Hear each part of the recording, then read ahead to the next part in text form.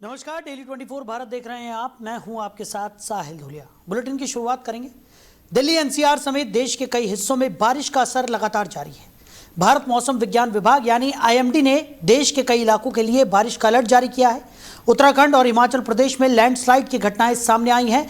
वहीं दिल्ली में बारिश के बाद कई सड़कें जल भराव की समस्या से दो चार लोगों को होना पड़ रहा है और लगातार हो रही बारिश के कारण लोगों को काफ़ी परेशानियों का सामना करना पड़ रहा है।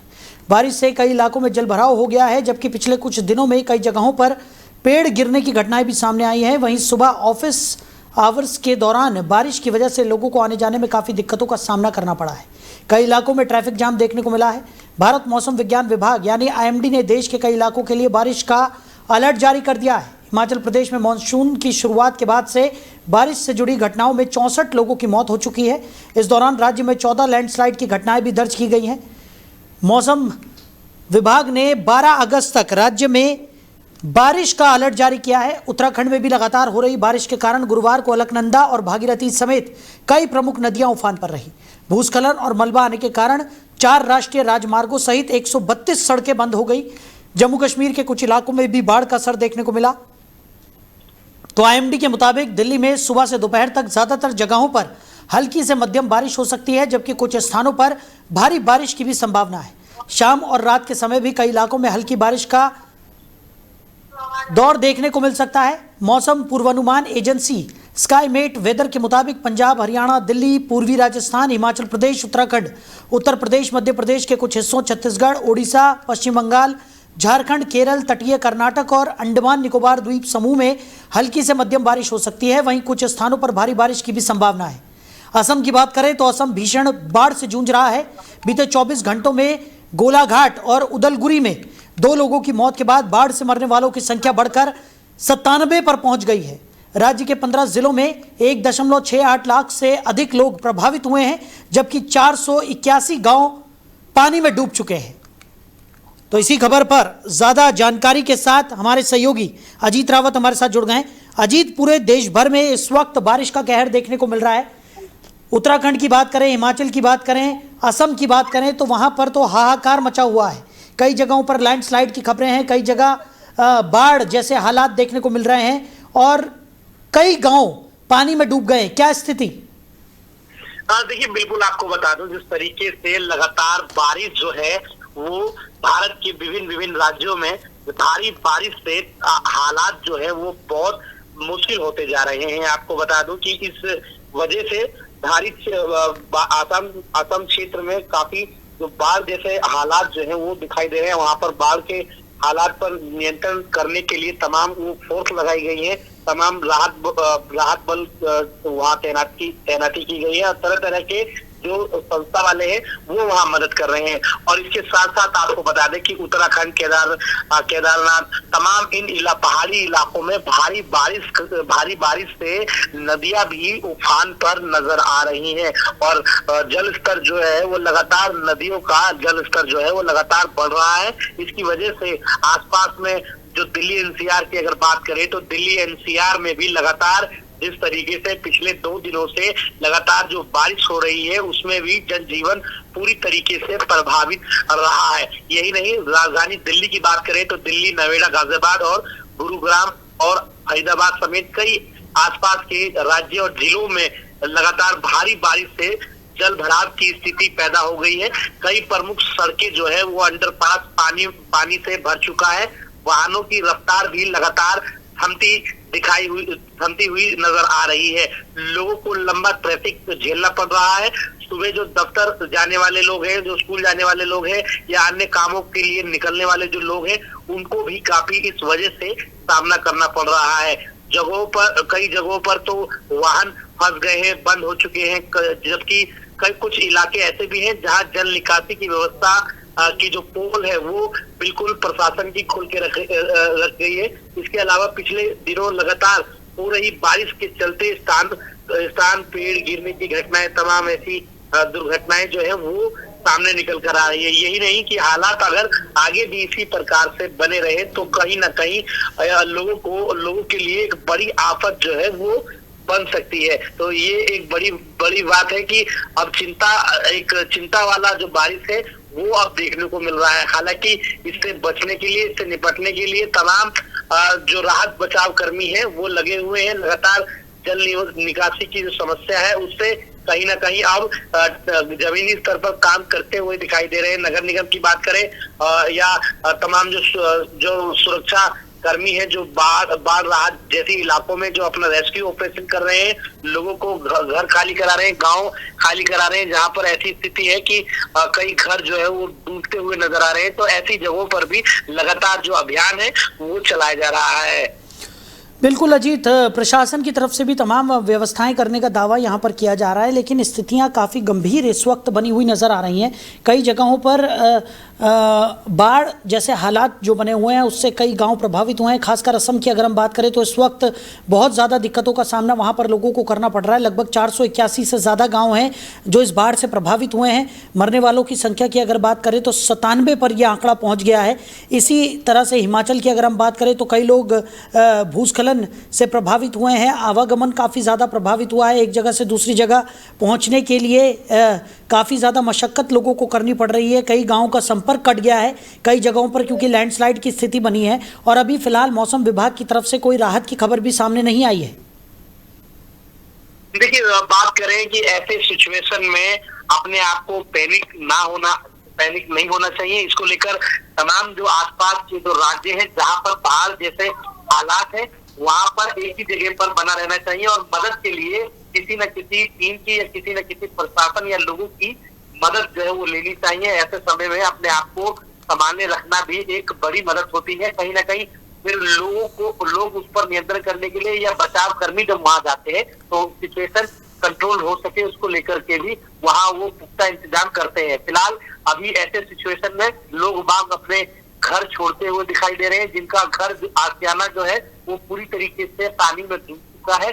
और कहीं ना कहीं यही वजह है कि अब यहाँ पर जो हालात है उसे नियंत्रण करने के लिए जो प्रशासन के लोग हैं वो वहाँ लगे हुए हैं और लगातार उनकी मॉनिटरिंग जो है वो की जा रही है। और यही नहीं, आपको बता दें कि तमाम पहाड़ी इलाकों में जैसे भूस्खलन जैसी ज्यादा बड़ी समस्या होती है, उसकी चपेट में कई घटनाएं भी हो जाती हैं। तो यही बात करें जो तमाम पहाड़ी इलाके वाले जो क्षेत्र है वहां पर अभी जिस तरीके से कांवड़ यात्रा शुरू हो चुकी है और लोग वहां से जल भर के लेके आते हैं और कहीं ना कहीं उनकी सुरक्षा को देखते हुए समय समय पर वहां पर अनाउंसमेंट भी कराया जाता है, जिससे कि किसी को कोई बड़ा हादसे का शिकार ना हो सके। उसको लेकर अभी जो नदियां हैं वो काफी उफान पर है और उनका जो जल स्तर है वो बढ़ता हुआ नजर आ रहा है। बचाव के लिए तमाम वो जागरूक अभियान जो है वो चलाया जा रहा है कि कोई इस स्थिति में फंस न जाए। बिल्कुल, कई नदियों का जल स्तर भी बढ़ गया है। 4 राष्ट्रीय राजमार्ग सहित 132 सड़कें यहाँ पर बंद हो गई हैं। और दिल्ली एनसीआर की अगर हम बात करें, क्योंकि आज सुबह से ही झमाझम बारिश पूरे दिल्ली एनसीआर में देखने को मिल रही है और सुबह जो ऑफिस आवर थे उसमें जो लोग सफ़र करते हैं, ऑफिसों के लिए रवाना होते हैं, उनको जाम की स्थिति से दो चार होना पड़ा है। काफ़ी ज़्यादा परेशानियों का सामना यहाँ पर दिल्ली एनसीआर में भी लोगों को करना पड़ रहा है।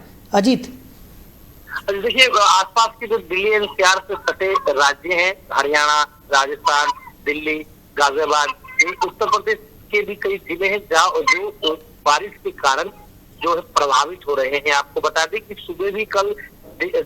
सुबह भी हमने जब देखा तो स्थिति यहाँ बहुत ज्यादा तनावपूर्ण रही कि यहाँ पर जब लोग निकल रहे थे अपने घरों से और जब सड़कों पर वो पहुंचे तो कहीं ना कहीं उनको जाम का सामना भी करना पड़ा। कई गाड़ियां ऐसी भी थी कि पानी जल भराव के बारिश के कारण जल भराव हुआ था सड़कों पर और वो कहीं ना कहीं घुटने तक पानी आ गया था, जिसकी वजह से साइलेंसर जो है वो डूब चुका था उनका और कई गाड़ियां जो है वो बंद हो चुकी थी। कई बाइकें हमने देखी तो उसमें वो बाइकें भी बंद हो चुकी थी। अब यही नहीं, हालात अगर इसी प्रकार बने रहे तो कहीं ना कहीं अब प्रशासन को भी कड़े कदम जो है वो उठाने पड़ सकते हैं। फिलहाल ऐसी स्थिति बनी हुई है कि लोग अपनी जान को बचाते हुए अपने गंतव्य की तरफ जा रहे हैं और कहीं ना कहीं इमरजेंसी हो, हम तो लोगों से भी यही अपील करते हैं कि ऐसे सिचुएशन में कोई जरूरी काम हो तभी घरों से बाहर निकले या कोई काम हो जब भी घर से बाहर निकले, अन्यथा घर पर ही बने रहे और ऐसी सिचुएशन में अपने आप को संभाले रखें। चलिए अजीत, हमारे साथ जुड़ने के लिए, इस तमाम जानकारियों के लिए आपका बहुत शुक्रिया। तो देश के कई हिस्सों में लगातार बारिश का कहर देखने को मिल रहा है। और कई जगहों पर स्थितियां बद से बदतर होती हुई नज़र आ रही हैं। असम की बात करें तो बाढ़ से बहुत ज़्यादा प्रभावित इस वक्त असम नज़र आ रहा है। मरने वालों की संख्या में भी इजाफा हुआ है, 97 पर यह आंकड़ा पहुंच गया है। हिमाचल में भी भूस्खलन से कई लोग प्रभावित हुए हैं। कई गांवों का संपर्क मुख्य मार्ग से कट गया है, कई सड़कें बंद हो गई हैं, कई जगहों पर राष्ट्रीय राजमार्ग भी बंद करने पड़े हैं और कई नदियों का जल स्तर भी लगातार बढ़ता हुआ दिखाई पड़ रहा है। यानी कहा जा सकता है कि मानसून की ये बारिश आफत बनकर बरस रही है। वहीं झारखंड विधानसभा में जेपीएससी भर्ती विवाद को लेकर जोरदार हंगामा देखने को मिला। विपक्ष जमकर हेमंत सरकार के खिलाफ नारेबाजी करता हुआ नजर आया। कांग्रेस विधायक दल के नेता प्रदीप यादव ने जांच पर भरोसा रखने की अपील की, जबकि शिक्षा मंत्री सुधीर कुमार ने विपक्ष पर सवाल उठाए हैं। एक तरफ झारखंड में सड़कों पर उतर हुए हैं छात्र और तो दूसरी ओर मानसून सत्र भी चल रहा है। झारखंड विधानसभा में शुक्रवार को भारी हंगामे के बीच कार्रवाई चलाई गई। सदन में कांग्रेस विधायक दल के नेता प्रदीप यादव ने अपना बयान देते हुए कहा कि जांच को लेकर सरकार पर भरोसा रखना जरूरी है। उन्होंने कहा कि अभ्यर्थियों से बातचीत की जाएगी और उनका भरोसा वापस लाया जाएगा। इसी दौरान विपक्ष के विधायक वेल में आकर लगातार नारेबाजी करते रहे और सदन में हंगामा जारी रखा। उच्च और तकनीकी शिक्षा मंत्री सुधीर कुमार ने भी अपनी बात रखी और विपक्ष से सवाल पूछा कि पहली और दूसरी जेपीएससी परीक्षा को लेकर क्या हुआ था। इसका जवाब विपक्ष को देना चाहिए। हंगामे के चलते सदन की कार्रवाई को पहले 12:30 बजे तक के लिए स्थगित कर दिया गया। सदन की कार्रवाई शुरू होते ही माहौल एक बार पुनः गर्मा गया और कांग्रेस विधायक दल के नेता प्रदीप यादव ने सदन में खड़े होकर कहा कि सरकार जांच को लेकर गंभीर है और इस पर भरोसा किया जाना चाहिए। उन्होंने भरोसा दिलाया कि सरकार अभ्यर्थियों से सीधे बातचीत करेगी ताकि उनका विश्वास फिर से कायम हो सके। उनके इस बयान के बाद भी सदन में शांति नहीं रही। विपक्षी विधायक अपनी सीटों से उठकर वेल में आ गए और जोरदार नारेबाजी करने लगे। विपक्ष के हाथों में पोस्टर भी थे जिसे उन्होंने सदन के भीतर लहराया भी। पोस्टर के साथ नारेबाजी लगातार जारी रही, जिससे सदन की कार्रवाई चलाना मुश्किल हो गया। इस बीच मंत्री सुधीर कुमार ने भी अपनी प्रतिक्रिया दी। उन्होंने विपक्ष पर पलटवार करते हुए कहा कि पहली और दूसरी जेपीएससी परीक्षा को लेकर जो सवाल उठे थे उनका जवाब पहले विपक्ष को देना चाहिए। मंत्री के इस बयान के बाद सदन में हंगामा और तेज हो गया। वहीं रांची में 2 हफ्तों से जारी छात्रों के आंदोलन के बीच भूख हड़ताल पर बैठे राहुल की तबीयत अचानक बिगड़ गई। राहुल उन प्रदर्शनकारियों में शामिल है जो लगातार अनशन पर बैठे हुए हैं। हालात बिगड़ने के बाद मौके पर मौजूद डॉक्टर उन्हें अस्पताल ले गए। छात्रों का यह प्रदर्शन जेपीएससी और जेएसएससी परीक्षाओं में कथित गड़बड़ी और पेपर लीक के खिलाफ चल रहा है। प्रदर्शन कर रहे छात्रों का कहना है कि यह सिर्फ एक व्यक्ति की तबीयत का मामला नहीं है, बल्कि लंबे समय से चली आ रही नाराजगी का नतीजा है। उन्होंने कहा कि उनकी बात सुनी जाए। छात्रों के मुताबिक उन्होंने राहुल गांधी से भी बात की है और उन्होंने उनकी मांग का समर्थन किया है। अब वो मुलाकात के लिए समय मिलने का इंतजार कर रहे हैं। बता दें कि छात्र राहुल आमरण अनशन पर हैं और छात्र कह रहे हैं कि वो 4 दिन से भूखे प्यासे हैं और इसी वजह से उनकी हालत बिगड़ी है। जब उनका शरीर तप रहा था, राहुल ने कई परीक्षाएं दी, सहायक शिक्षक परीक्षा पास की, लेकिन भर्ती के बावजूद नियुक्ति नहीं मिल पाई। रांची में प्रदर्शन कर रहे छात्रों को स्थानीय लोगों का भी समर्थन मिलता हुआ दिखाई पड़ रहा है। उनकी मदद के लिए लोग ऑनलाइन और नगद दोनों तरह से मदद भी कर रहे हैं, लेकिन छात्र पैसा लेने से इनकार कर रहे हैं। स्थानीय दुकानदार भी हर संभव मदद के लिए साथ खड़े हैं। छात्रों के समर्थन में देश भर से आवाज़ें आ रही है। खराब मौसम के बीच प्रदर्शन कर रहे छात्रों के लिए सीजेपी ने रेनकोट भेजे हैं, जबकि उनका प्रतिनिधि मंडल या फिर यूँ कहें कि उनका नेतृत्व आज रांची पहुँचने वाला है। तो रांची के जयपाल सिंह मुंडा स्टेडियम में ये प्रदर्शन लगातार देखने को मिल रहा है। छात्रों का ये जोरदार प्रदर्शन, अपनी मांगों को लेकर छात्र भूख हड़ताल करते हुए दिखाई पड़ रहे हैं। छात्रों की मांग है कि परीक्षा जो लीक हुई है उसमें जिम्मेदारों के खिलाफ सख्त से सख्त कार्रवाई की जाए। वहीं बुलंदशहर के नगर कोतवाली क्षेत्र स्थित चांदपुर रोड की सूर्यनगर कॉलोनी में एक मकान में भीषण आग लगने से हड़कंप मच गया। घटना के समय मकान में कोई मौजूद नहीं था। पड़ोसियों ने घर से धुआं और आग की लपटें उठती देख तुरंत पुलिस और फायर ब्रिगेड को सूचना दी। सूचना मिलते ही दमकल विभाग की 2 गाड़ियां मौके पर पहुंची और कड़ी मशक्कत के बाद आग पर काबू पाया। आग लगने से घर में रखा लाखों रुपए का सामान जलकर राख हो गया। राहत की बात यह रही कि मकान में रखे 5 गैस सिलेंडरों में से 2 भरे हुए थे, लेकिन समय रहते आग सिलेंडरों तक नहीं पहुंची, जिससे एक बड़ा हादसा टल गया। फिलहाल आग लगने के कारणों का पता नहीं चल सका है। दमकल विभाग और पुलिस मामले की जाँच में जुटे हुए हैं। मकान में आग लगी, क्या कारण रहा? एक्चुअली आज हमारे को सूचना मिली कंट्रोल रूम के माध्यम से कि एक मकान में आग लगी हुई है, तो हमारी टीमें जो तत्काल यहाँ के लिए निकली। पहले एक छोटी गाड़ी भेजी गई, फिर बड़ी गाड़ी भेजी गई और मैं भी मौके पे पहुँचा और हमारा पुलिस स्टाफ पूरा मौके पे था, जिन्होंने आकर गाड़ियाँ वाड़ियाँ हटवाई। तो इसमें संभवतः तो शॉर्ट सर्किट लोगों ने बताया है, जो आसपास जो लोग थे उन्होंने बताया शॉर्ट सर्किट के कारण आग लगी है, लेकिन अभी कारणों की जाँच की जा रही है। और मकान के अंदर सबसे जो रिस्क था वो था फायर सिलेंडर का। यहाँ पे 2 भरे हुए सिलेंडर और 3 जो खाली सिलेंडर थे अंदर स्टोर रूम में रखे हुए थे, जिनको बड़ी तत्परता के साथ उनको बाहर निकाला गया, दर्ज कर लिया गया। कितना नुकसान का भी आंकलन, क्योंकि जो मकान मालिक हैं कोई मिस्टर मनोज हैं और वो आसाम राइफल में कहीं सर्विस करते हैं, जो अभी जानकारी में आया है, लेकिन मकान से रिलेटेड कोई भी बंदा यहाँ पर नहीं है जिससे कि नुकसान का आंकलन किया जा सके। वहीं नोएडा के सेक्टर 63 स्थित चोटपुर कॉलोनी में बिजली विभाग की लापरवाही के चलते बड़ा हादसा होते होते टल गया।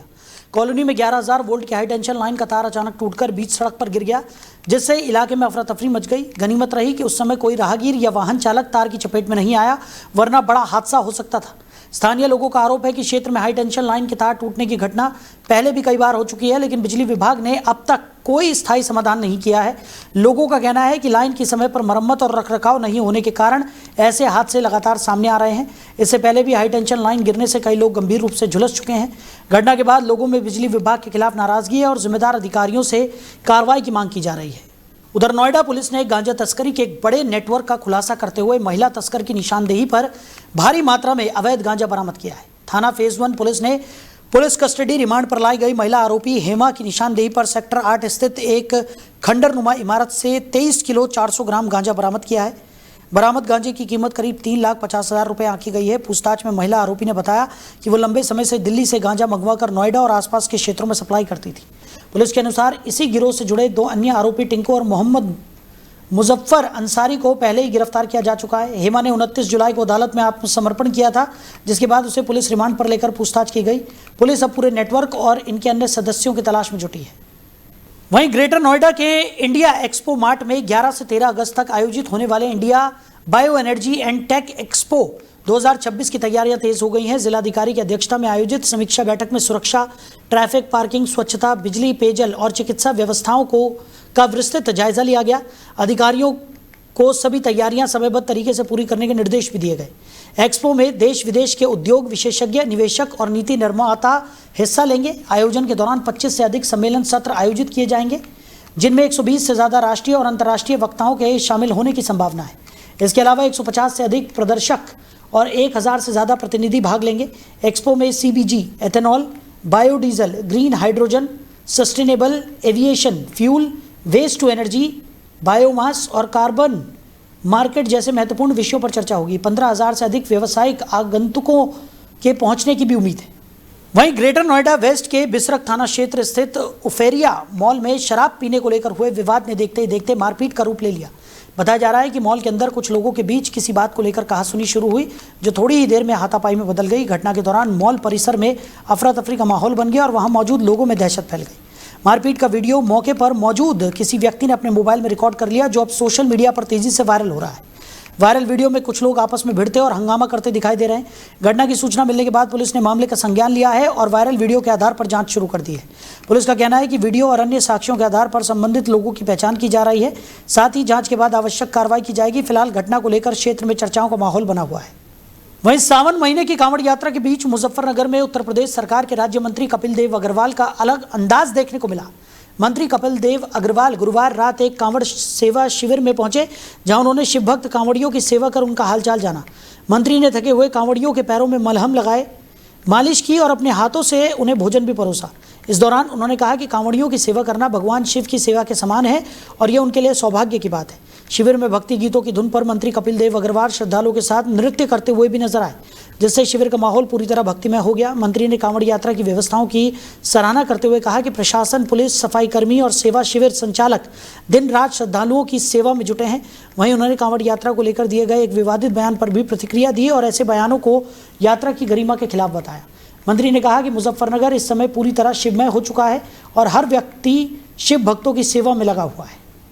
आज कांवड़ सेवा शिविरों में पहुंचे हो, कांवड़ियों से मुलाकात कर रहे हो। देखिए, कल विधानसभा सत्र पूरा होने के बाद सारे कांवड़ शिविरों में उत्तर प्रदेश के बॉर्डर से लेकर के सकोती तक मन सुबह चल रहा है। सबकी व्यवस्था देखना, सबसे मिलना, सबसे बातचीत करना, कांवड़ियों से मिलना, उनका थोड़ा सेवा करना और प्रशासनिक व्यवस्था को देखना। आज मुख्यमंत्री योगी आदित्यनाथ जी लगातार प्रतिदिन मॉनिटरिंग करके कांवड़ की व्यवस्थाओं की बातचीत करते हैं, अधिकारियों को निर्देश देते हैं, पूर्ण दान देकर के सबके भोजन की, रहने की, आवास की व्यवस्था की। लगातार बारिश हो रही है लेकिन वाटर प्रूफ टेंट लगाने का काम किया है। पानीपत से एक शिविर प्रतिवर्ष आता है, 1 करोड़ रुपए खर्च करता है, 150 लोगों के लेकर गया। मैं शिविर में गया, वहाँ छपा। तो फिलहाल इस बुलेटिन में मेरे साथ इतना ही। आप बने रहिए। नमस्कार।